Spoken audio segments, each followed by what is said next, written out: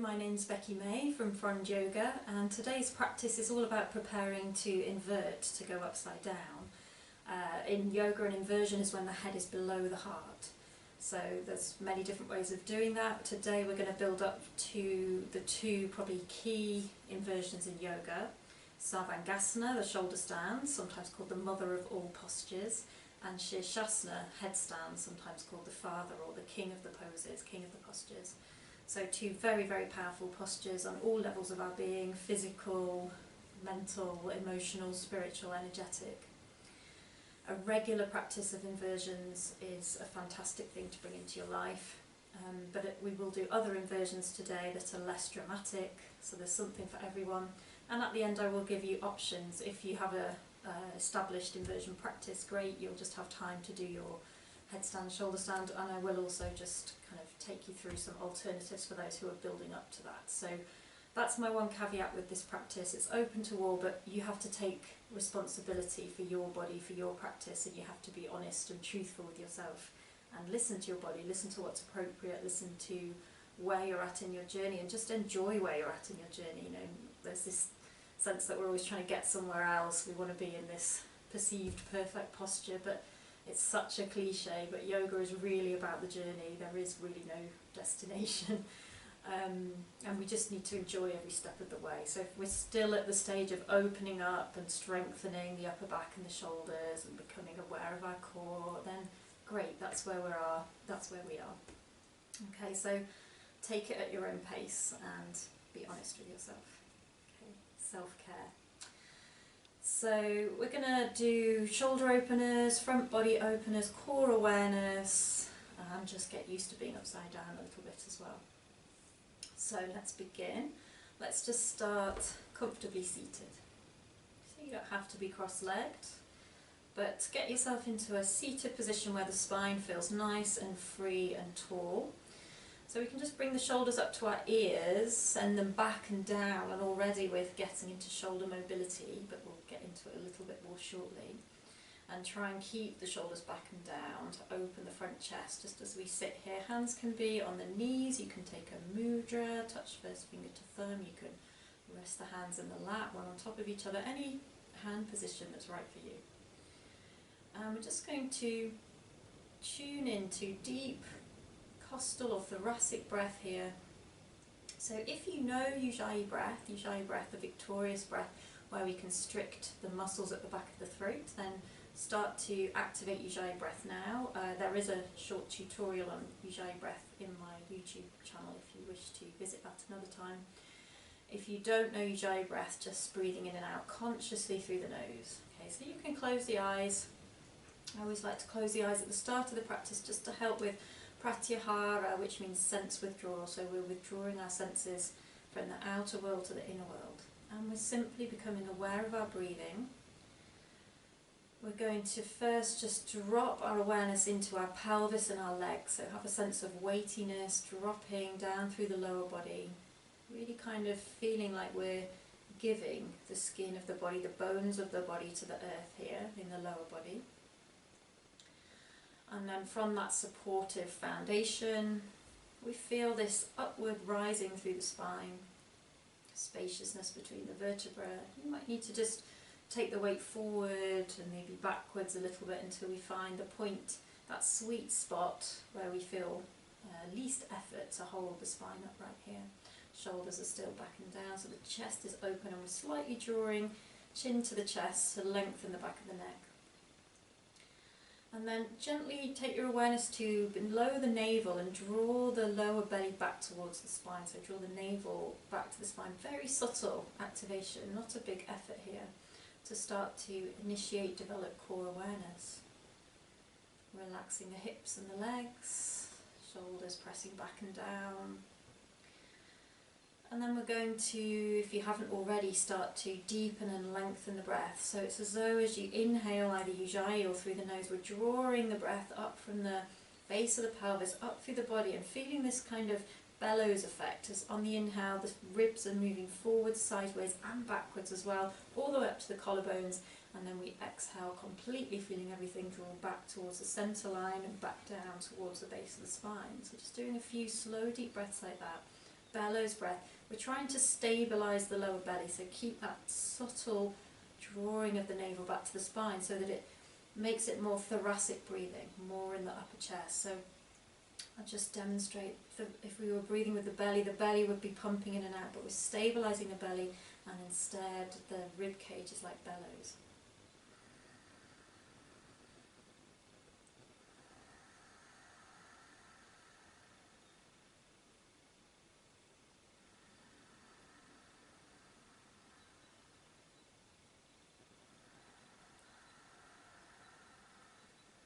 So just keep that going yourself.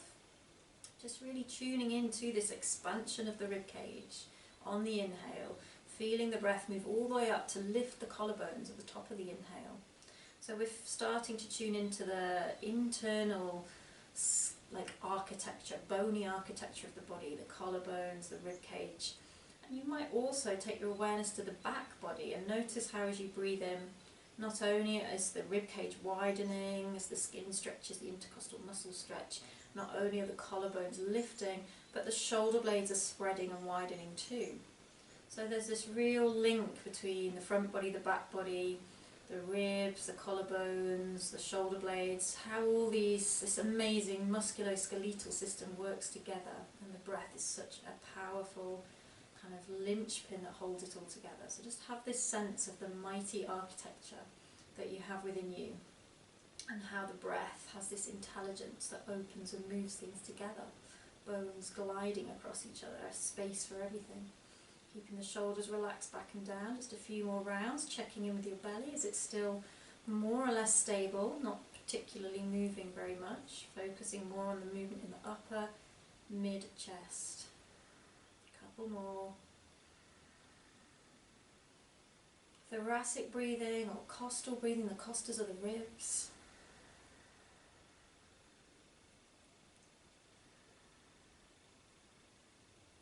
And then at the end of the next exhale, if the eyes are closed, just opening the eyes. We're just going to look, before we get into our flow, we're going to look at the different ways the shoulders can move, so start to put our awareness into our shoulder blades. So we're going to take the hands forward and really kind of stretch the fingertips forward with the palms together and tune into your shoulder blades. Can you have a sense of what's happened between the inner rims of the shoulder blades? As we push the hands forward, it's like the shoulder blades are widening, spreading, and space between the inner rims increases. So this is called protraction. We're protracting the shoulders here, and we do this to some extent in headstand. Okay, so we're going to inhale here, and as you exhale, take the hands back. See if you can even get them back behind the shoulders. So we now feel, just hold this for a few breaths, tuning into what your shoulder blades are doing now. We're getting this strong opening across the front of the chest and shoulders, and the space between the shoulder blades is now shrunk. So we have retraction of the shoulder blades, they're drawing together behind us. So let's just put that together. We're going to inhale, protract, hands together, really stretch those fingertips in front of you, and exhale, retract, take the hands behind the shoulders. Just do that a couple more times, inhaling, taking them forward. Just really just see if you can feel into the movement of the shoulder blades. And even if you can't, just putting our awareness there is helping us begin this journey of scapular awareness, shoulder blade awareness. Great. And then releasing the hands down. Already you might feel a bit fatigued in the shoulders. That's my little new puppy barking there. Quite a big bark for a young puppy already. Okay, so now elevation and depression. So inhale, just shrug the shoulders up to the ears. And this is hold it for a few breaths. It might not feel very pleasant. This is a holding pattern that we tend to do when we're stressed, but we're using muscles, elevator muscles that literally bring the shoulder blades up. And then just exhale, just let them drop. And already this is a way of busting tension. Seems a bit counterintuitive to make the shape that causes tension, to lose the tension, but just doing it again, inhaling, squeezing up. And it's the act of consciously squeezing, just for a couple of breaths, and then consciously releasing, just one big release maybe as you exhale. Okay, so that's elevation. We kind of do depression a little bit here, but we're going to consciously do depression, depending how long your arms are. My arms are quite long, so I need to turn my fingers out, palms of the hands out. And then it's just the opposite, we press them down, but there's no sense of that drawing back, retraction, it's just down, just push the shoulder blades down. You might not feel much move at all, but again, just tuning in to putting your awareness in this part of the body begins the journey of mind-muscle connection and release. Again, just push down. You're just trying to, like, you know, when you're kind of lift yourself out of a hole, we have to press down through the hands, and there's some element of depression of the shoulder blades and release.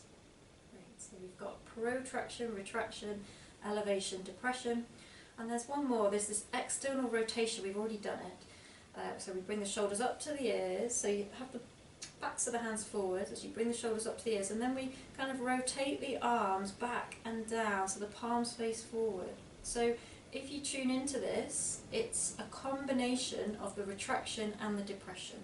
So just try that again, come back to neutral, palms face backwards, bring the shoulders up to the ears, press them back. So sorry, we can use the arms here. As you roll the shoulders back and down, we're turning the palms to face forward. We push the shoulders up, back and down, and we rotate to bring the palms forward.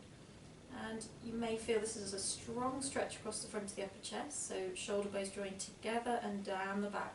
This is the action that we really need for shoulder stands, and it's quite difficult if we're tight in the upper chest and shoulders, so that's why a lot of today's class is about opening this area and release. And then finally, internal rotation is just the opposite. So again, we can use the hands just to accentuate this, so bring the shoulders, start with the palms facing forward, bring the shoulders up to the ears, and then we just do the opposite. We kind of bring the hands forward and round, and now the shoulders are forward and down, and the palms face backwards again. So we can move between external rotation, shoulders up to the ears, back and down, palms face forward, and internal rotation, shoulders up to the ears and forward, palms face back.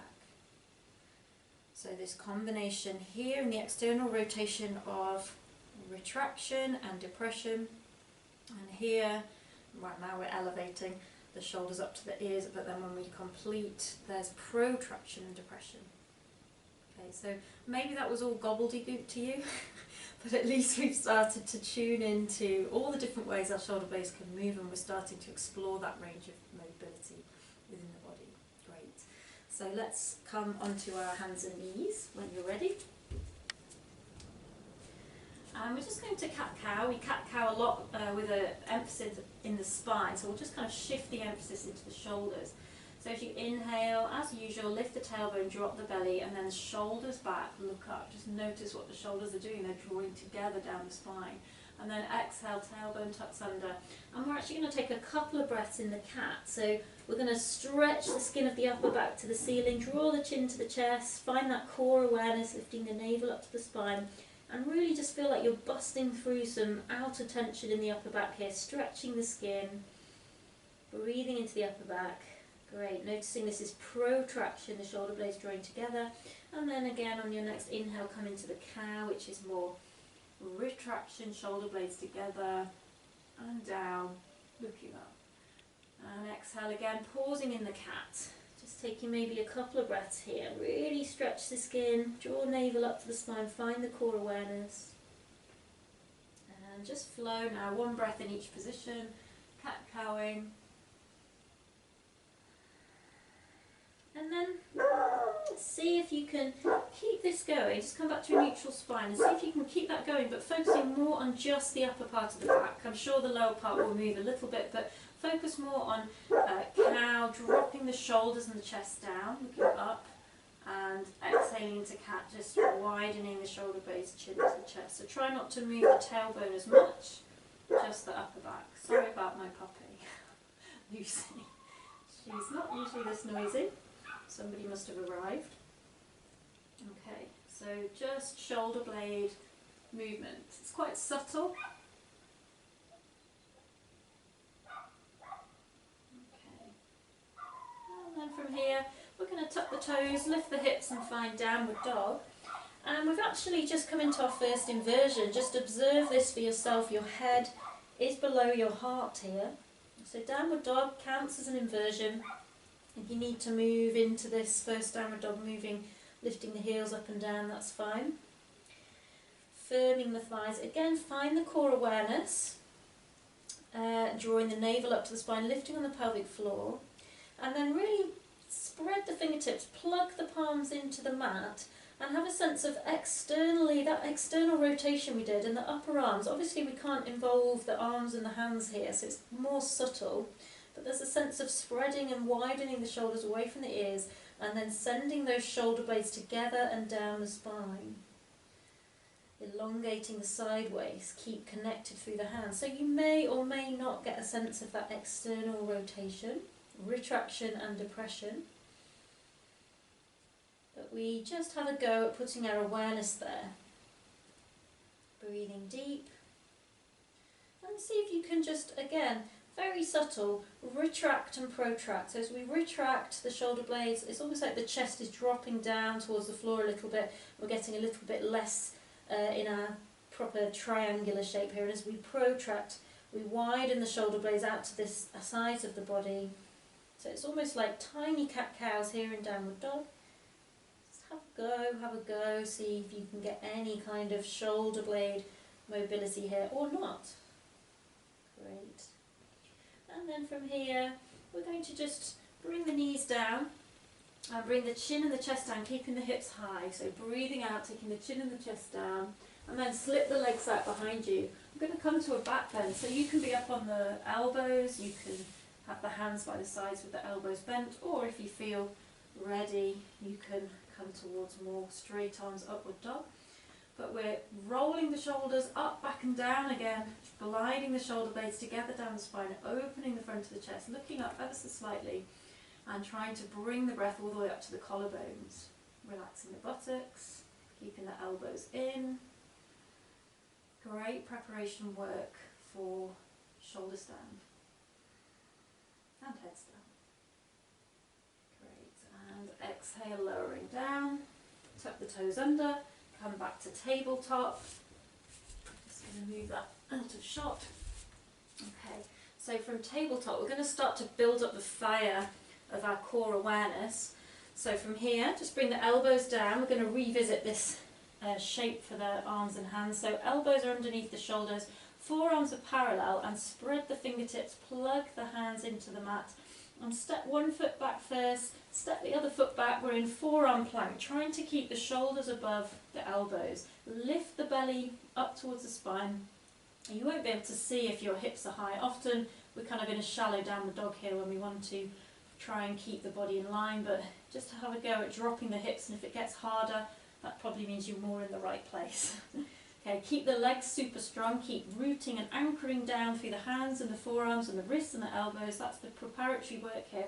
And maybe see if you can get that retraction, protraction of the shoulder blades here. If this is too much, just have the knees down and you can still be doing this work, the same work of the shoulders above the elbows. Belly lifting, one more breath. And then release, just take a little child's pose. Bringing the hips onto the heels, lifting, TPing the fingers, so lifting the wrist, dropping the head, arms active. Breathing into the upper back. And going from that strengthening to opening, so coming into Anahatasana, so bring the hips above the knees, thighs vertical, and start to walk the hands forward, melting the chest towards the floor. So make sure the head's supported on something. If you need a brick, a block here under the head, take it under the forehead. Maybe you might be able to bring the forehead down, or if you're more open, maybe the chin. And breathe into this stretch into the upper back, to the front of the shoulders, the armpits. Wherever you're feeling this, breathe into that stretch. Softening. We're pretty much in another inversion almost here. The head is ever so slightly below the heart. One more huge breath, all the way up to the collarbones. And then lifting the head, starting to walk the hands in. We're going to return to downward dog. We're going to tuck the toes, lift the hips. So you can stay in standard downward dog if that's enough for you. Just again, focusing on the shoulders here, so spreading the fingertips, pushing the floor away, externally rotating the shoulders away from the ears and then sending those shoulder blades towards each other down the spine. Or we can inhale, raise the right leg, run out of space a little bit, and bend the knee and let gravity take it over towards the left for our three-legged dog. But try and keep the torso square towards the floor. There's a tendency to turn to the right here, and that is a variation. But for today, just square off the chest, press equally through both hands. Great. And then on an exhale, release the right foot down. Just take a breath in downward dogs between sides. And when you're ready, inhale, take the left leg up. You can always skip this, just take downward dog or take a child's pose if downward dog gets too much at any point. So the left knee is high, gravity is drawing the foot over towards the right, and we're pushing equally through both hands, trying to bring the torso square to the floor, still looking back towards the back foot, grounding down through the right heel, so strengthening the right leg. And then on an exhale, releasing, left leg down. Inhale, come through to plank now, so full plank. If it's too much, bring the knees onto the floor. So now shoulders above the wrists, body in a straight line, firm the thighs, draw the heels back, draw the top of the head forward, neck is long, and lift the belly up to the spine. Push the floor away actively through the hands and feel protraction and retraction in the shoulders again. So it's like those mini cat-cows just in the upper back, trying to minimise the movement elsewhere in the body. Great. One more deep breath here, neutrals back. And then again, knees down. On an exhale, take the chin and the chest down, keeping the elbows in, shoulders draw back away from the ears, slip the legs back. Inhale, come up to your back bend of your choice, drawing the shoulders back, chest forward, breathing all the way up to the collarbones. We're going to hold this position. Inhale in the centre, exhale, turn and look over your left shoulder. You could be on your elbows, remember. Inhale, centre, exhale, look over the right shoulder. And just do that one more time each side. Keep disciplining yourself to draw the shoulders back and down. That retraction and depression. And then next time, just coming back to downward dog. Take a little breath or two in downward dog just to open out the lower back again.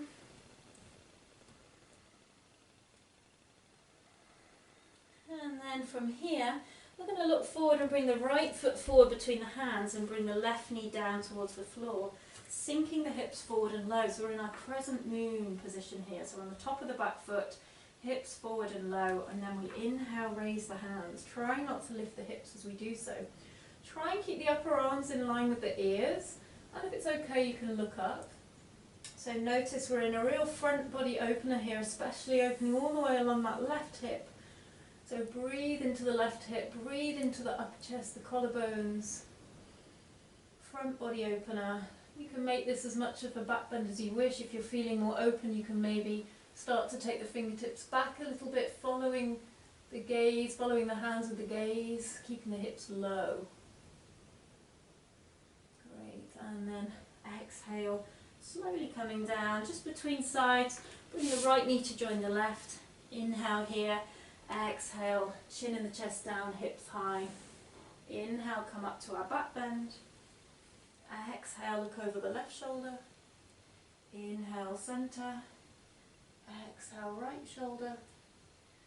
Inhale, centre. Coming back to your hands and knees, tuck the toes, downward dog. Take a breath in downward dog. And then when you're ready, at the end of the exhale, step the left foot forward, bring the right knee down, crescent moon lunge on the left side now. So you can start with the fingertips on the floor, just establishing our foundations, dropping the hips forward and low, pressing through the top of the right foot, heel of the left foot, dropping the tailbone, and then we inhale to add the arms, taking the hands up, seeing if you can bring the upper arms in line with the ear as you look up.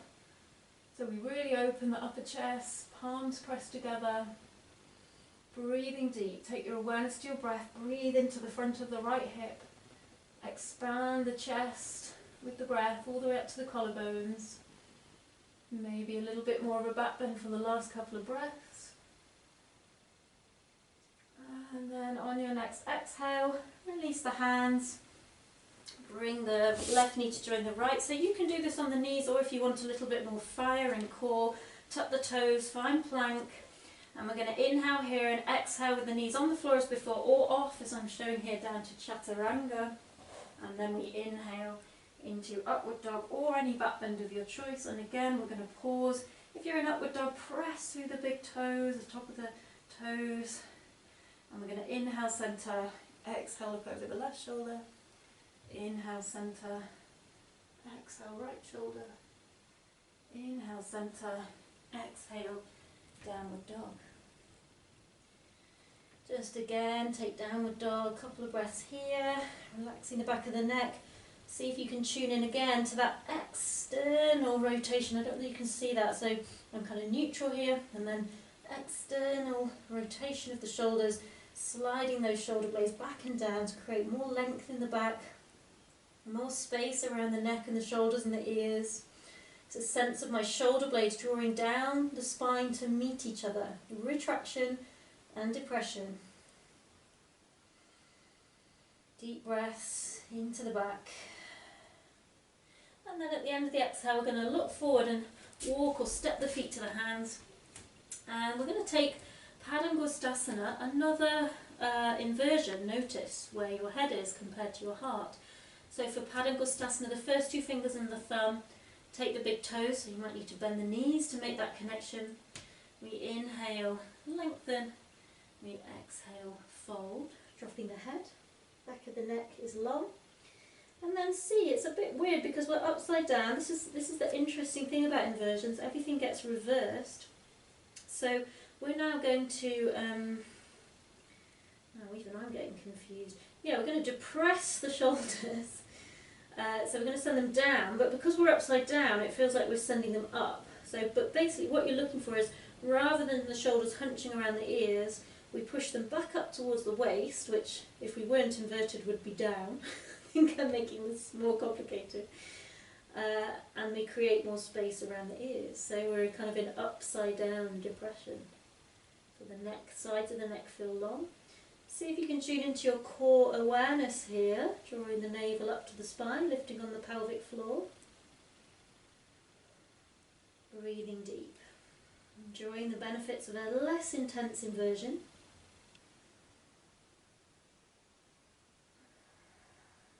Great, and then just for the last couple of breaths, we're going to stay inverted, stay folded over, bring the hands behind you, interlace the fingers and lift them up and overhead. Stretching into the shoulder girdle, so knuckles reaching up and away. Maybe if you're more tight, it's kind of behind you or up to the ceiling. If you're more open, maybe in front a little bit. But having a sense of squeezing the shoulder blades together, retraction. Busting more tension in the upper back. Okay, and then bring the hands back to the low back, release the bind, hands to the hips and press through the feet to bring yourself up to standing with a flat back and come to Tadasana. Great, just pausing here. Just bring the shoulders up to the ears, back and down. You can put the hands in if it helps you really feel that external rotation. When you get back, interlace the hands behind the back and do Kali Mudra. So we interlace all the fingers except we point the index fingers. So the thumbs are crossed as well. Fingers and thumbs are crossed except index fingers are together pointing down. And we kind of roll the shoulders back and down and we point down through the fingers. Drop the tailbone, straighten the front of the thighs. Draw the chin in slightly. So this is external rotation of the scapula, the shoulder blades, that retraction and depression that we need for shoulder stand. So it's like you're trying to touch the floor with your fingers. Obviously there's no way we're going to do that, but that's the direction. We're moving down with the shoulders with this external rotation. And then release the bind of the hands, but try and keep the shoulders back where they are. Just for a breath in Tadasana. We're going to move from here into Garudasana. So you can just do the arms. We're focusing on the arms. If you want to add the legs, you can. So we've gone from this external rotation to now with massively protraction. Garudasana arms is the posture of protraction. So we take the hands out in front of us, bring the left arm on top of the right, and you can choose, you can either cross the, just bend the elbows and reach for the opposite shoulder blade or towards the shoulder blade, depending on how open you are, and drop the chin. And if you want to add the legs, we're picking up the right leg, bending the left leg, crossing the right leg on top of the left, and you might just be here, crossing the legs, holding onto the shoulder blade. Some of you might be able to hook that right foot behind the left calf. Your other option for the hands is Garudasana arms, so the left hand's on top and we wrap, so we wrap the hands, so maybe the back of the hands touch and eventually the palms touch. And then we lift the shoulders, the elbows up in line with the shoulders, and press the hands away from the face. So you could be doing this just with the arms, you don't need to use the legs. Breathe into the upper back, breathe into the space between your shoulder blades. Increase the stretch with the inhale. Okay, and then if you want for the last couple of breaths to come into the full Garudasana, there's a hinging at the hips to bring the elbows towards the knees. Otherwise staying upright. And then if you've hinged, come back to upright, and then on an exhale, unravel. Wherever you've got to with this, return to Tadasana and return to that external rotation Kali Mudra. So we're going from one shape of the shoulder blade to the other. This time as you interlace the fingers, put the other little finger on the outside and the thumbs cross, and we press the index fingers down towards the floor. Back and down with those shoulder blades. Trying to touch the floor with the tips of the fingers. Breathing into the collarbones, the upper chest. And then again we release the bind, but just see if you can keep the shoulders there, see what happens. Most of us are so tight across the front of the chest, eventually we'll come back to our usual holding pattern. But for as long as we can, we try and keep this openness. And then we'll go to Garudasana Eagle on the other side. So start with the arms, bringing the hands out in front, cross the right arm on top of the left, and reaching around either towards, or maybe even tucking the fingertips behind the opposite shoulder blade, giving yourself a little massage under the scapula, can be really nice, or you might be just more like outer shoulders. Or possibly Garudasana arms, wrapping the forearms, palms together, bringing the thumbs to face the face, lifting the elbows, pressing the hands forward. And then if we want, we can add the legs, so we lift the right leg, we bend the left leg. Sorry, no, we're doing the other one, aren't we? So we balancing on the right leg, lift the left leg, tuck across the left thigh on top of the right, and either stay here, maybe we can hook that left foot behind the right calf, some of us. So keep lifting the elbows, pressing the hands forward if you're in Garudasana arms. If you're just holding the opposite shoulder or shoulder blade, drop the chin to the chest. Breathe deeply into the upper back. And then if we want to, for the last couple of breaths, if we're in Garudasana, bring the elbows towards the knees and hinge at the hips. Find your steady gaze point. Breathing deep. And then we inhale, come out, coming upright, and exhale, release, return to Tadasana.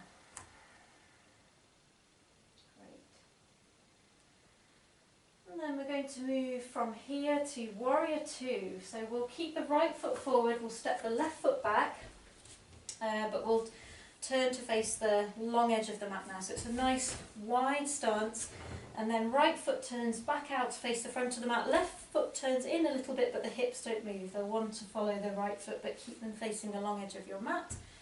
Reach through the fingertips, inhale here, exhale. Bending into the right leg, we're looking for the knee above the ankle or maybe behind the ankle but not in front. Reach through fingertips in opposite direction and look forward over your right middle finger. I meant to say, if you have a yoga strap, it could be helpful at this point. So just hold that for a couple of breaths, because we're going to move into another shoulder opening. So if you have tight shoulders and you have a strap to hand, you might want to just drape it over your right hand here in Warrior Two, because we're then going to take the right hand up, drop the fingertips down the spine, either with or without a strap, take the left hand behind us, travel the fingers up the spine, Maybe you'll find your hands. I'll just spin around so you can see what I'm doing here. Maybe you'll find your fingers and find the finger hook. Maybe you'll find the end of a strap. If you don't have a strap, just hold, and can't find your hands, just hold onto your top and kind of pull up and down with opposite directions. You can stay upright or you can lean back slightly, keeping the right elbow in line with the ear. So let me face you again now. So we're now in Gormukasana, arms, and there's a slight lean back here, almost like a reverse warrior, or you can be upright. If you're leaning back, really breathe into the right side waist, keeping right elbow in line with the right ear. One more breath. Great, and then coming up, release the hands. We're going to just spin round, go to the other side. So we'll turn the right foot in, left foot out, keep the hips forward. If you think you might need your strap, you can just kind of dangle it over your left hand so it's ready when you need it. So hips forward, inhaling here, and exhale, bend the left leg, knee above the ankle, stretch in opposite direction through the fingertips, looking forward over the middle left finger. So we establish our warrior two first. Core awareness, always that lift of the pelvic floor, drawing of the navel back to the spine. Super helpful for when we come to the strong inversions, to just feel that stability at our centre, supporting us at our centre. No matter what our limbs are doing, no matter what direction we're facing, up or down, we keep connected to the centre. And then we take the left hand up, in line with the ear, bend at the elbow to drop the fingertips down the spine. Take the right hand behind you and kind of swim the fingers up the spine. Maybe you'll find your hands. This is my tight side. If you're right side dominant, this might well be your tight side. And maybe not hold the strap or your clothing. Stay here, hips still facing forward. Or we come into a kind of reverse warrior variation by leaning back slightly, opening the side of the left side and breathing into that left side. Try not to close down the chest here. Trying to keep the left elbow in line with the ear, looking up slightly. Deep breaths.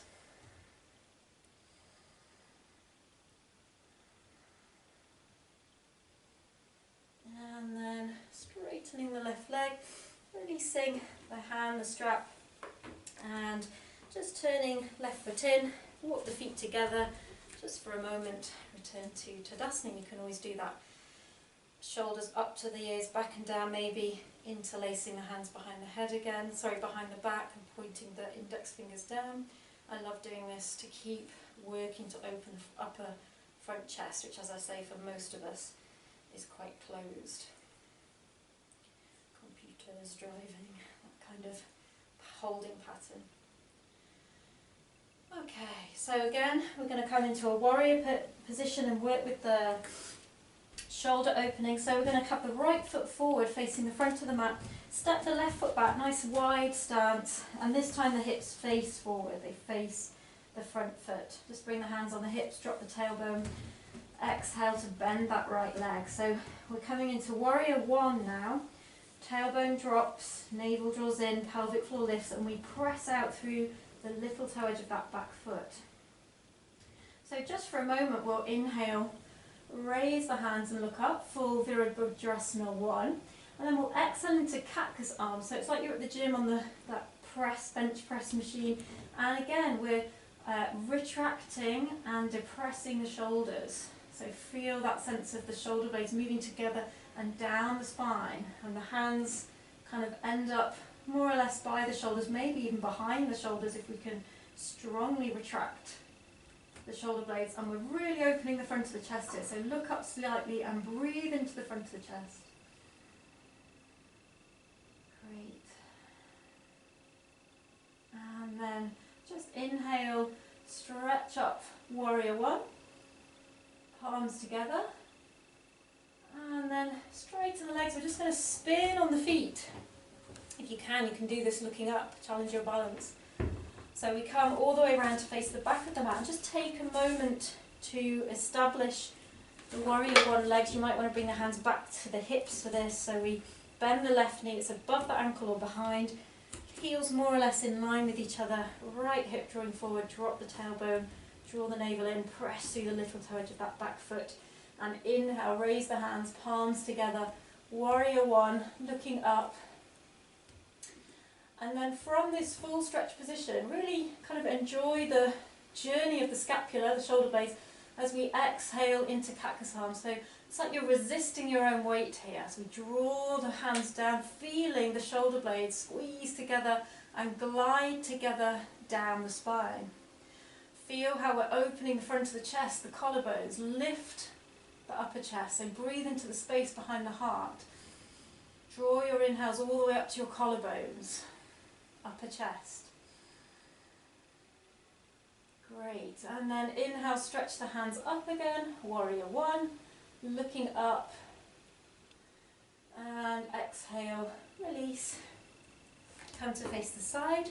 So turning to face the long edge of the mat, feet still nice and wide, outer edges of the feet parallel. Bring the hands onto the hips. We're going to inhale, find that rotation again, roll the shoulders up, back and down and look up. Exhale, forward fold into a wide leg forward fold, Prasarita Padottanasana. When we get to our deepest fold, just release the hands and then press through the hands. Inhale, straighten the arms and look up.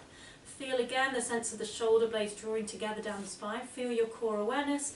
Use the exhale and use your core to draw the torso in towards the thighs. And the hands might move back a little bit. Eventually the fingertips are in line with the toes. The back of the neck's long. Firm the thighs. And breathe deep here. So we're once again in an inversion. Prasarita Padottanasana. The head is below the heart. Enjoy the benefits of sending the blood from the heart to the head with gravity. And then we're going to stay here and bring the hands behind us. Interlace the hands on the lower back. And inhale, stretch the knuckles up and away. And again, if you're more tight, maybe they're reaching behind you, or maybe up. If you're more open, maybe they're coming forward. But either way, we're trying to squeeze the shoulder blades together and draw the knuckles back to bring the shoulders away from the ears. If you're very deep, you can look up to the navel here.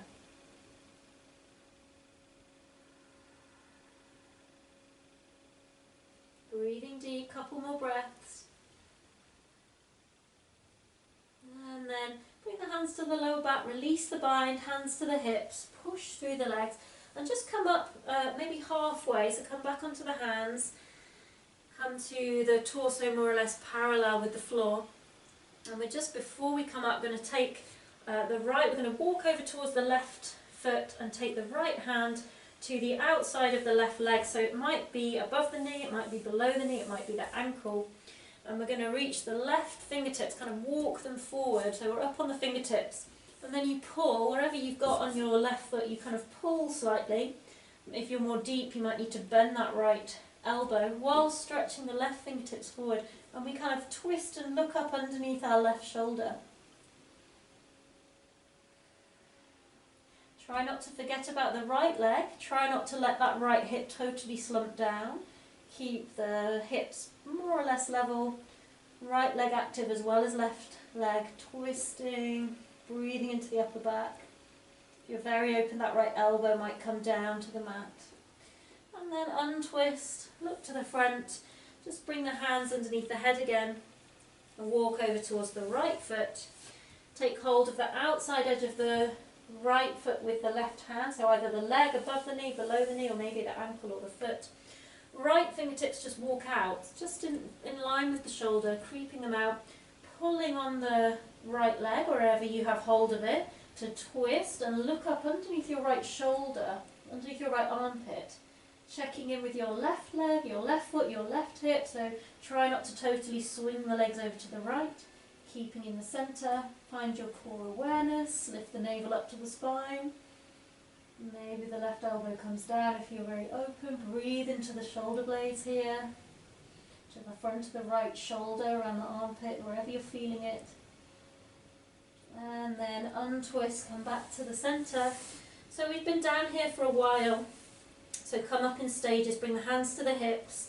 Inhale, come up to torso parallel to the floor and take a breath there. And then another inhale to come up. If you feel at all lightheaded, you can always come down to the mat. You can take child's pose, lie on your back, knees to the chest, otherwise walk the feet together, Tadasana. Okay, so we've got one more standing posture, opening the shoulders, and we're going to challenge our core strength and balance here. I'm going to start in Parsvottanasana, the pyramid pose, with reverse namaste. So if you can manage the reverse namaste where we swim the hands up the spine and try and press the palms together, rolling the shoulders back and down again, so accessing the whole of the shoulder girdle, pressing the hands to lift the elbows. If that's not available, hold on to the opposite elbow. Okay, so either of those options. And the right foot's forward, the left foot's back a bit. It's not a wide stance this time, heels more or less in line. Right foot can be slightly wider if you wish to help bring the left hip forward. So we're opening the chest, inhale, look up, breathe into the collarbones, and exhale, forward fold. Just about 2 or 3 breaths in Parsvottanasana here. So if you need to bend the knees, do drop the head. We're trying to go towards straight legs, hips facing forward. And we're going to transition from here to warrior 3, trying to keep the hands in this position if we can. If we need to release the hands, no problem, just stretch the fingertips towards the wall behind you when we transition. Otherwise, tune into your core, so lift the belly up to the spine, lift on the pelvic floor, start to bend the standing leg, take the weight forward until the right hip's above the right ankle, and we can maybe start to take the left foot off the floor, coming into this capital T shape. So we're supported at the centre of the body by our core. Keeping reverse namaste, hand position if we can, otherwise releasing the hands and reaching the fingertips back behind us, so depression of the shoulders here. Internally rotating the back leg so the toes point towards the floor. Great, and to come out, bend the standing leg, take the left foot back, inhale to come up, and again we'll pivot on the feet. If you're still in reverse namaste, great. See if you can hold it for just a few more breaths on the other side. So hips facing the left leg now. Inhale, look up, open that chest again. Exhale, forward fold over the left leg, pouring the weight over the left leg, dropping the head, pressing the palms together to lift the elbows, rolling the shoulders back and down. Or we're holding the elbows, even weight in both feet.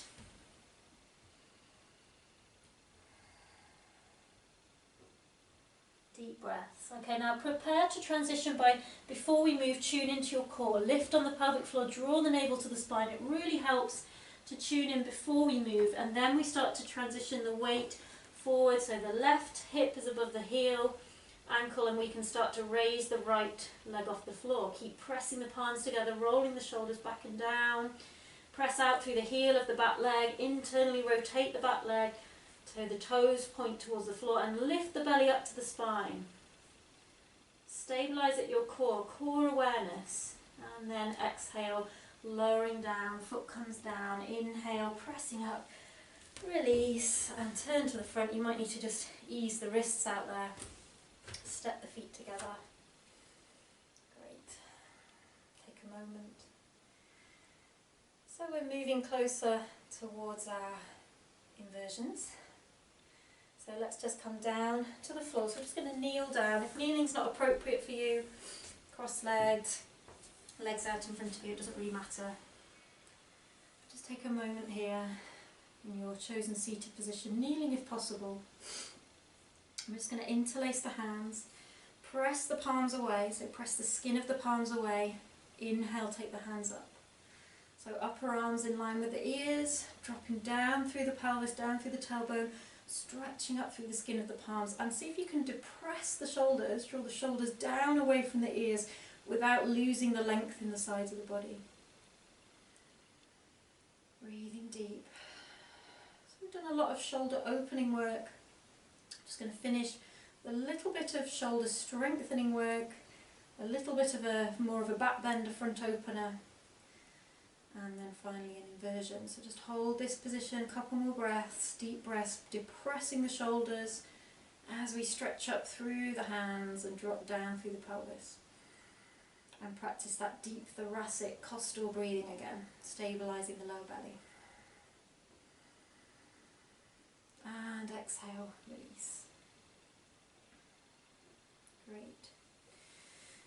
So, dolphin. And this might be as far as you get with inverting today. It's another inversion, it's a strong inversion, and it's a wonderful preparation for shoulder stand and headstand.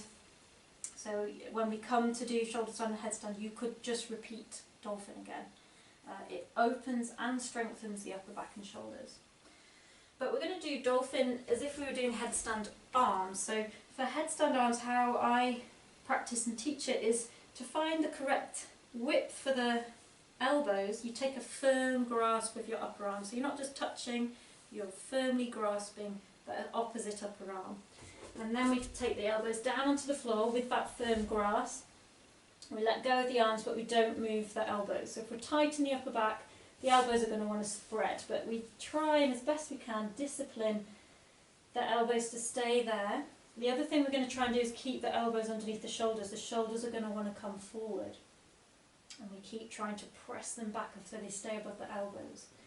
Interlace the hands, and for headstand the head would be on the floor. In dolphin the head's not on the floor, but we just are going to use the headstand hands. So we're pressing down through the little fingers, pressing down through the forearms, the wrists, the elbows, and then we tuck the toes, and it's like doing downward dog but with the elbows, with the forearms on the floor. So we tuck the toes, we look back to the feet. Heels are probably not going to come down, or they might do, but it's harder to get the heels down in dolphin than downward dog. And just look where your shoulders are, hopefully above the elbows. We start to walk the feet towards the elbows until we get to our limit. It's a strong hamstring stretch, you might need to bend the knees. And as you walk the feet together, just check the elbows don't follow. Keep the elbows above, the shoulders don't follow. Keep the shoulders above the elbows. Look back through your upper arms towards your thighs or your belly. Lift the belly up to the spine, lift the pelvic floor. So we are centered with our core awareness again. And then focus on pushing the chest back towards the thighs and pressing down actively through the elbows, the forearms, the wrists and the little fingers. Breathing deep. You can stay here, or you can inhale, raise the right leg for a breath or two. If you need to come down before I say, of course, come down. Otherwise, we're doing a couple of breaths on each side, lifting alternate legs. Great preparation, opening the hip, thighs, ready for headstand. Exhaling, lowering. And then release the knees down, take a little rest here, just take a child's pose. You can keep the elbows and the hands where they are though, because we're going to do one more of these. Let the heart rate settle. It's a difficult posture, challenging posture. So you can just repeat what we just did. Otherwise you can experience the joy of dolphin press-ups. This is great for building a lot of fire and building strength in the upper back and shoulders where we need it. For this one, we don't do many, so it's a bit taxing on the shoulders, but just a few, maybe 3 or 4. This time the shoulders do come in front of the elbows. So again, tuck the toes, lift the hips, look back to the feet to begin with. Elbows below the shoulders, shoulders above the elbows. Same as before, just taking a couple of breaths in dolphin. And then if you want to go for the press-ups, you're going to exhale, take the head forward of the hands and maybe touch down with the nose. Inhale back, taking the chest towards the thighs. Exhale, nose touches down in front of the hands. Exhale, chest towards the thighs.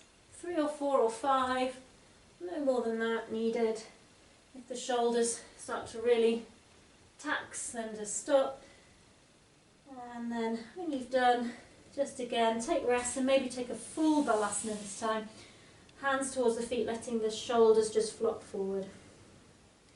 Should feel a lot of heat in the upper back and the shoulders here.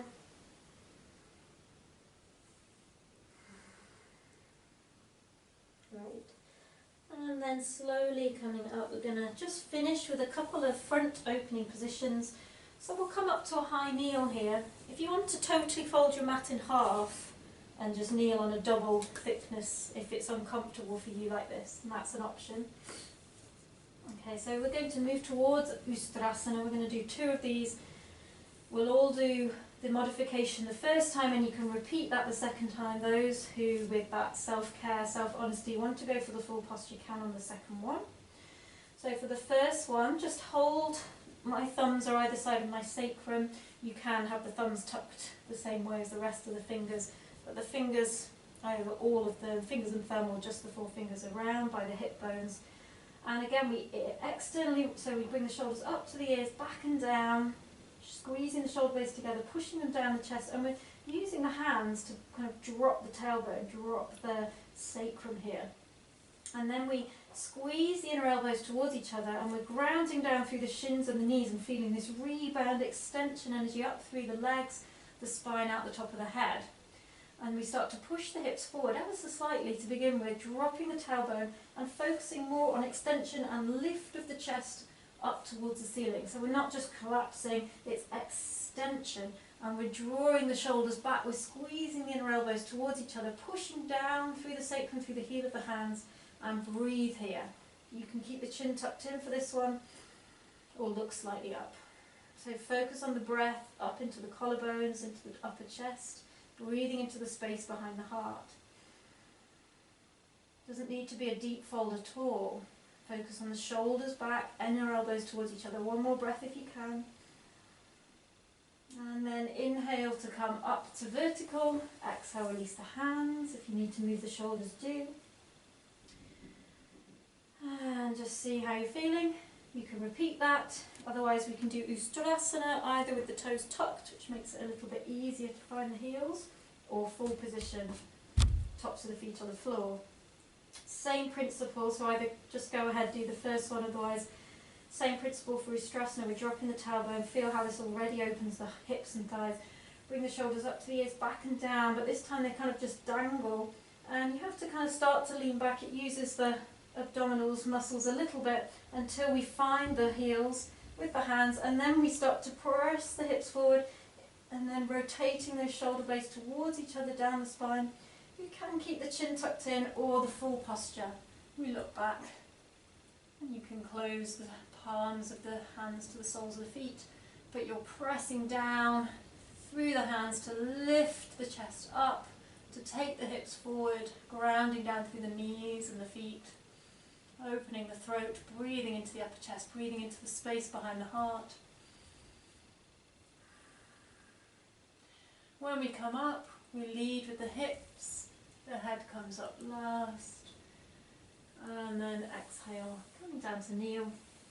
Strong back bend, so only there for those who are open enough. The first option is a wonderful one to start to open the body for Uttanasana. So just breathing in this neutral position for a moment.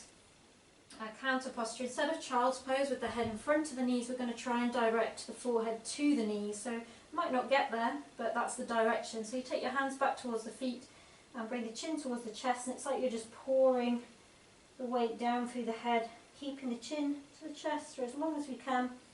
It's a strong, you might need to take this slowly because it's a strong contraction of the front body and opening of the back body. So the area we just compressed now needs to strongly open, so take it really slow. Just kind of have the intention, bringing the head towards the knees, chin sealed to the chest or towards the chest if you can. You may or may not make contact, it doesn't matter. Breathe into the back. It's like we're in that cat stretch again for the upper back here. See if you can draw the shoulders back, shoulder blades down the spine. And breathe when you get to your limit. Take a couple of breaths, deep breaths.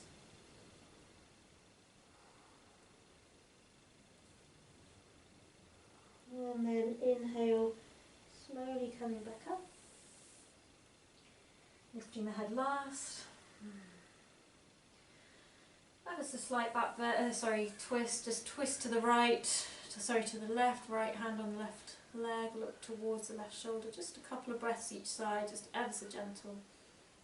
Deep breaths, and then turn to the front. Twist to the right, left hand on right leg, look towards the right shoulder. And then turn to the front, drop the hips down to the side.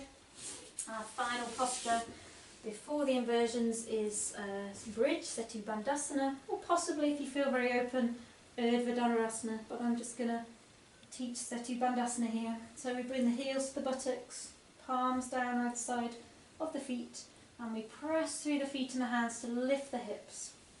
And roll to the right. See if you can draw the left shoulder underneath you, so it's that rotation again. So the palm faces up. Roll to the left, do the same to the right shoulder, drawing it under, palm faces up. And then from there, you can interlace the hands, or you can hold onto the back of the ankles. It doesn't matter, but we're in this, again, this position we need for shoulder stand. You know, if we were in shoulder stand, it would be supporting the back here. So the shoulder stand is called shoulder stand because you're supposed to be eventually on your shoulders, not your neck, and it's the same with Setu Bandhasana here. When we get open enough in the upper back, I'm actually on my shoulders, so it's my shoulders, outer shoulders, that are touching the floor, it's not my back. Breathing deep, breathing the chest to the chin, this is our front opening position. Final one. As I say, if you're prepped for Urdhva Dhanurasana, you can come onto the hands and the feet for the full opening. And when you need to come down from whichever position you've chosen, if you're in the full posture, chin to the chest as you come down. But either way, we wind the spine down from the upper back to the lower back. Last thing to come down is the sacrum. Shuffling the shoulders back, just take a little rest here, letting the heart rate settle, the nervous system settle, so take the feet forward and wide, rest the inner knees against each other. Take a moment, just take 2 or 3 deep breaths, maybe through the mouth, and then stretch the legs up to the ceiling. This is another form of inversion. The head's more or less in line with the heart, slightly below it, and the legs are elevated, so it's kind of like a very mild inversion. And inhale, take the hands overhead, so we're in this kind of capital L shape, pushing out through the heels, reaching back through the fingertips. Breathing into the back, and then you can bend the knees, take the hands forward, interlace them around the front of the knees or the back of the knees. And just take a counter posture here, knees to chest. Great. And then now we have space for inversions. We're going to start with the shoulder stand. If you have your own practice, just go into your own practice. If you want to be guided through this, I'm going to teach it how you can do it at the wall. So you would move your mat. I'm not going to, just for ease of speed and ease, that you would move your mat so it's facing the wall. Okay, and then you come up to the wall sideways. Actually, let's just show you a couple of options here. You can use a blanket. People like to use a blanket if the neck is at all stiff. You need a flattish blanket. If you don't have one for this practice, it's fine, we can do it without. But if you're going to use a blanket, it just elevates the shoulders slightly off and the back slightly off the mat to give the neck a little bit more space. So I'm just going to show you these options. If you happen to have a yoga strap with a loop, you can also get this strap around the upper arm, so before you come into the shoulder stand you take it behind you, and it's a little bit awkward because it needs to be tight enough so that the elbows are close to the sides. So it's tighter than you might think, and you might feel a little bit constricted when you're in it. Might not be for you, but that feels about right for me. As I push against the sides of the strap, my elbows are still close in. So this is great for people with tight upper backs where the elbows splay. The strap stops the elbows splaying. So it's above the elbows. So you can try it with the strap and the blanket. So I'll just show you without the wall. So you could come to make sure that shoulders and the upper arms are on the blanket and the head is off the blanket. And we've got our strap to stop the elbows going wide. And then we need a little bit of momentum to get into the posture. So take the legs up and then support the back. I'm going to show you how to do this against the wall, but I'm just showing you here so you can see how we use the props. So my strap is above the elbows, stopping my elbows splay. My blanket is underneath my upper shoulders, upper back, but my head and neck are free. Okay, so this is a shoulder stand sarvangasana using props, kind of more Iyengar style. And then the other thing we can do is, so if you don't have these props, don't worry, but if you do, that's how you can use them. And then we can also use the wall. Okay, so One thing to say when we go up, don't move the head side to side. Another thing to say, that if you've got any concerns and you don't want to go any further, you've done the preparatory work and that's enough for today, you can just invert by taking the legs up the wall or taking your hands underneath the buttocks, palms down and elevating your legs. That can be your inversion. Otherwise, with or without your props. A nice way to come into shoulder stand, even if you're very well versed with shoulder stand. I've kind of rediscovered this recently. It actually feels really nice to do it this way. So we come, so the legs are at the wall, so the buttocks are touching the wall. That's why we come sideways on. So that we come into this position, my legs and buttocks are touching the wall. And then I bend the legs quite down, so my shins are pretty much horizontal, parallel with the floor, and press through the legs to start to lift the hips.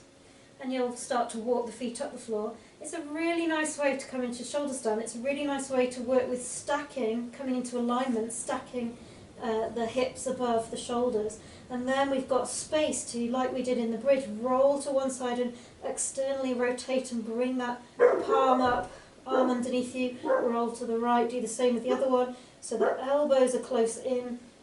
I like to interlace my hands first, and then release the hands, support the back, trying to keep the elbows in. So that's why if we had the strap, that could help here.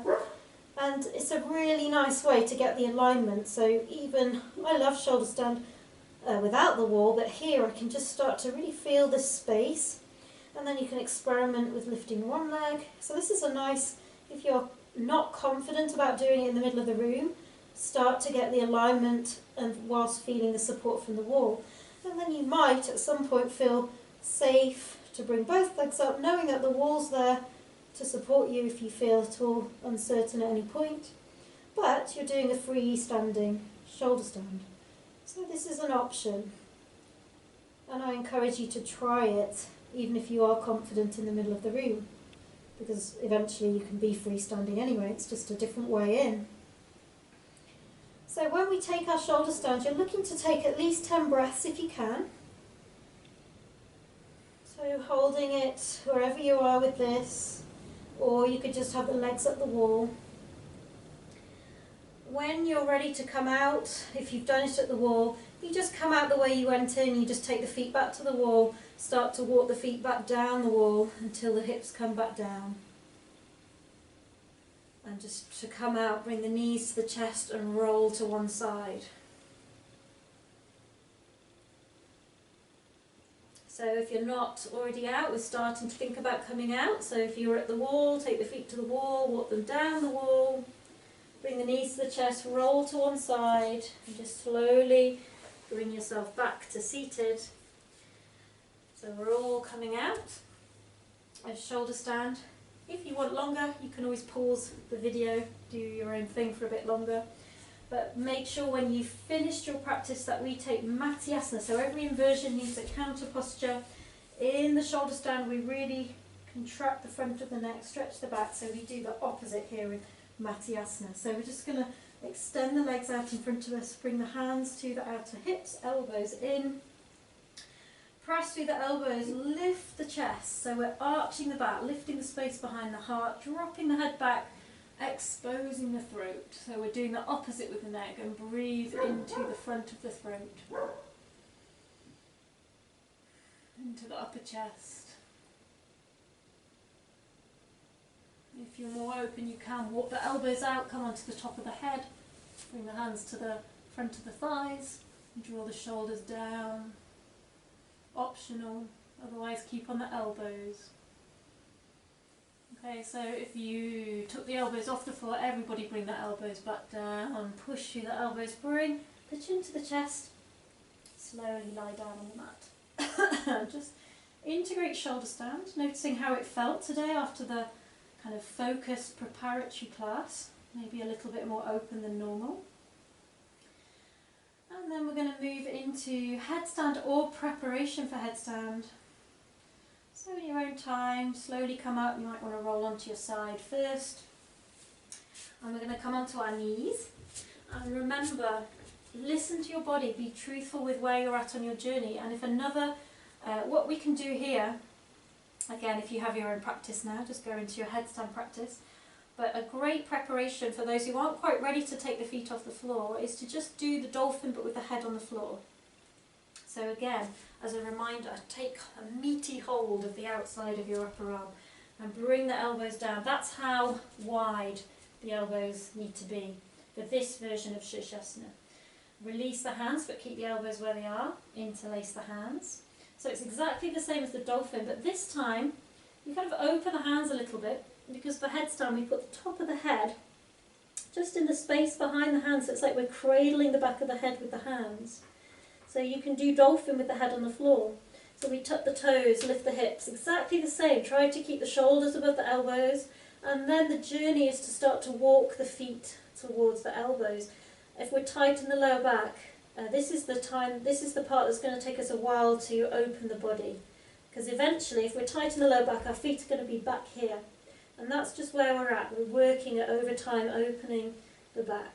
But if we're starting to get to this place where the hips are kind of more or less above the elbows, it's actually nothing. It's a little bit of core awareness and a slight change of the pelvis tilt to take the legs up. So when we're first learning, if we're back here, we're just working on opening the lower back. But if we're getting towards here, the next stage maybe is to just see what it's like to lift a leg, bring the heel to the buttock, and still kind of coming onto the front of the toe that's on the floor. Swapping, bring the other one up. Maybe one day we get to bring both feet off, and then tune into your core and see if you can change the tilt of the pelvis. So we're pushing down through the elbows, the forearms, the wrists. We've got core awareness, so all that preparatory work is really paying off now. And then maybe over time we can start to lift the legs, but there's no rush with this. In the full posture, if you're in the full posture, you're stretching up through the toes. It's dynamic. We're drawing the navel to the spine, pushing down through the shoulders, through the elbows and the wrists and the forearms, so the shoulders are away from the ears. And you can try, if you're very confident, coming into a pike. Very good for the core strength, 5 breaths in the pike. So if you're still just working with dolphin with the head on the floor, take as many breaths as you wish, and then make sure you come into child's pose. Okay, if you've piked, you can come back to vertical, and then we can exhale. So you can either come back the way you came in with the knees bent, one at a time down, or you could have a go at piking all the way to the floor with core awareness. So either way, the counter posture for headstand is child's pose. So make sure you come to full balasana when you've had your go at headstand today. You can also do headstand against the wall. You're looking to be not too far away from the wall, probably less than if you put your hand to the wall, probably about halfway your head, just behind where your wrist would be, or halfway between your wrist and your elbow. I don't have but you'd find the correct position for your elbows, open the head, so the head's pretty close to the wall, and you could do everything we've just done, but close to the wall, so that when I don't usually teach headstand kicking up with one leg, but in this case with the wall, at some point you could take a leap of faith and take one leg up and see if you could find the wall, and once you've got the wall you might feel safer to bring both feet up and then start to walk the feet up the wall. The problem with doing it like this is that it can make us a bit more reluctant to actually do it freestanding in the centre of the room. So with headstand, I think it's better to work with a teacher who can spot you. Obviously you're doing this as a home practice, which is why I encourage you to be really honest with yourself, and if any doubts, just keep working with the preparatory posture. So wherever you're at with your headstand, maybe start to think about coming down if you're not already down, and make sure you take a nice long child's pose. I'm just going to take a bit of a longer child's pose myself. So balasana, forehead on the floor, hands by the feet, shoulders flopping forwards, breathe into the back. Notice how hard the upper back might feel. It's worked after the headstand.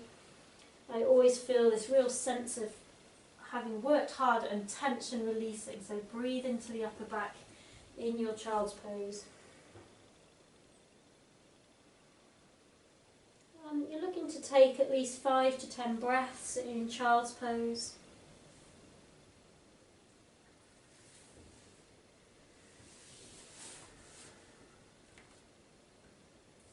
And when you're ready to come out in your own time, you roll up so the head comes up last. And drop the hips to the side. And it's important after inversions to take time to integrate. So we're going to take Shavasana, but let's just take a seated position here. So if you have lotus in your practice, of course, we could do lotus, or just cross-legged, or Sukhasana, Siddhasana, foot in front of foot, Sukhasana, shin in front of shin, or cross-legged, or any other seated posture. And we just finish with a seated posture of our choice that we feel we can be still in. And you can take a mudra, first finger to thumb if you wish, or again, one hand on top of the other, thumbs touching, or any other hand position that works for you. Let the spine be nice and straight. Draw the chin in slightly to lengthen the back of the neck. And we're just going to finish with 5 to 10 slow conscious breaths. And a nice thing to do is this microcosmic orbit. So we've really generated a lot of energy. Inversions are powerful, not just physically, as I said, but energetically, spiritually, mentally, emotionally, on all levels. So we can kind of harness this energy, this amazing energy, and start to direct it around the body. We've just shaken everything up, reversed everything, everything's flowed the other way. So now let's create this, come back to upright and create an energetic circuit around the body. So at least 5 breaths with a microcosmic orbit. So we drop our awareness into the perineum, base of the spine. As we inhale, we imagine, we visualize energy moving up the back of the body, following the line of the spine, coming over the top of the head, and at the end of the inhale, kind of arriving. You can have your tongue touching the roof of the mouth just behind the teeth, arriving at the tip of the tongue. And we exhale that breath down the front of the body, again following the line of the spine, wrapping underneath the body, the perineum, and finishing again at the base of the spine at the end of the exhale. And then again we start again. Inhale up the back of the body, back of the neck, crown of the head, tip of the tongue, which is just on the roof of the mouth behind the front teeth. Exhaling front of the body, down the trapping of the spine, tucking underneath the perineum, finishing at the base of the spine. So just keep that going. It's like we're creating this energy circuit and moving energy, moving the amazing energy we've created around the body. So just continue a few more rounds in your own time, your own breath count. Maybe again, for a final time, using this thoracic costal breathing. Ujjayi breath, if you know it.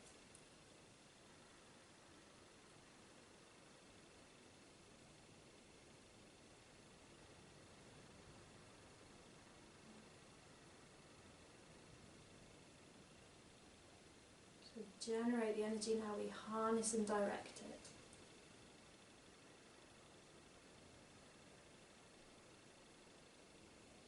Intelligent practice.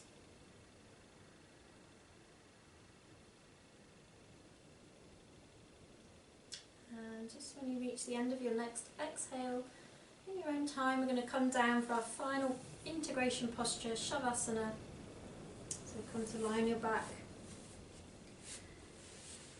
And if there's anything else you need after the back bends, after the inversions, maybe one final knee to chest, maybe happy baby.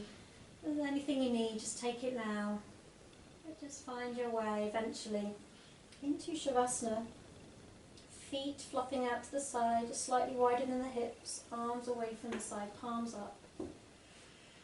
Make sure the whole of the body is connected to the floor, so shuffle the back, so the whole of the skin of the back's on the floor. Check your alignment, head, neck, spine, pelvis is aligned. And then just relax the shoulders, so just see if you can let the shoulder tips just drop into the floor. So we're trying to give the bones of our body the skin of our body to the floor, surrendering to the gravitational force here. So feel gravity drawing the shoulder tips down. Feel the back of the head heavy on the floor. Feel the shoulder blades heavily connecting to the floor. Feel the buttocks softly and heavily connecting to the floor, and the calves and the backs of the heels, and the backs of the hands and the elbows. So all the points of contact between the body and the floor. And just noticing the parts of the body which aren't touching the floor. See if you can get any more points of the body to connect, not with force, but just with an invitation to release, to let go of held tension. And soften and heavy the body. And check the jaw is relaxed, check there's a gap between the teeth. And relax the eyes in their sockets, just let them roll gently back. Relax the cheeks and the forehead, the temples, the ears, all the skin of the face and the head, soft and relaxed. And relaxing the neck and the back, the muscles that run up and down the spine. Relaxing the chest, the belly, the rib cage, soft, natural breath now. The big muscles in the legs and the arms, feet and the hands. Whole body relax. So we come to heaviness and stillness. And we just open up to receive the fruits of this practice. Inversion practice is powerful. And we need integration time.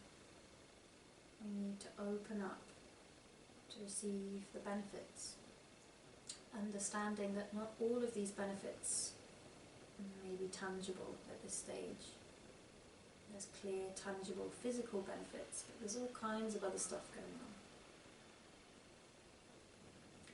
on. Not only are we on the gross level strengthening the body, opening the body up, the shoulders, the back, the core, we're also really balancing through temporarily reversing the flow. We're kind of rebalancing and nourishing the endocrine, hormonal system, the lymphatic system, the circulatory system, all our different systems.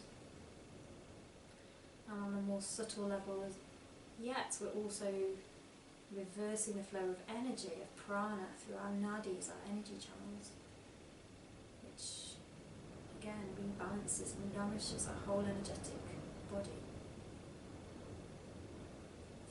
When we're upside down, we're temporarily pooling energy around the crown chakra, the head, the pineal gland, the seat of Amrita, the nectar, the source of immortality that's said to be in the centre of the brain, where the pineal gland is. So all kinds of interesting, good stuff going on that we may or may not be aware of, so we just open up to this process, soften, receive the blessing. We've done the work, now we receive the blessing. These inversions, headstand, shoulder stand, are more than asanas, they're mudras, they're sacred gestures, ancient sacred gestures to the divine.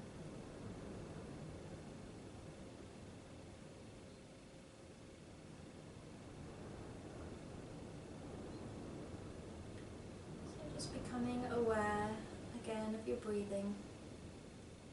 This is a home practice, so you have the luxury of taking longer in Shavasana if you wish. But if you're closing with me today, then just start to deepen the breath, start to bring small movements back to the fingers and the toes.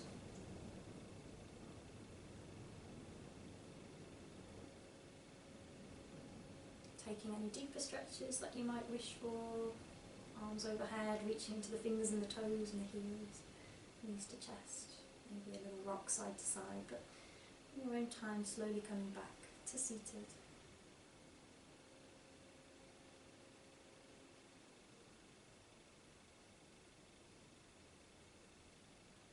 And once we're back in seated, we just close the practice together, bringing the palms together, and we're just going to finish with an Om to consciously close this class. So taking a deep breath in. The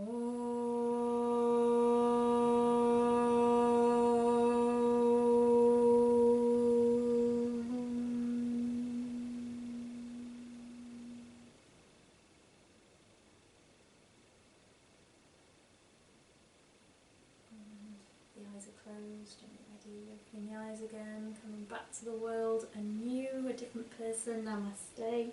Thank you for practicing, thank you for inverting with me. Hope you enjoyed, hope you honoured your body, where you're at on your journey, and hope to see you again on the mat soon.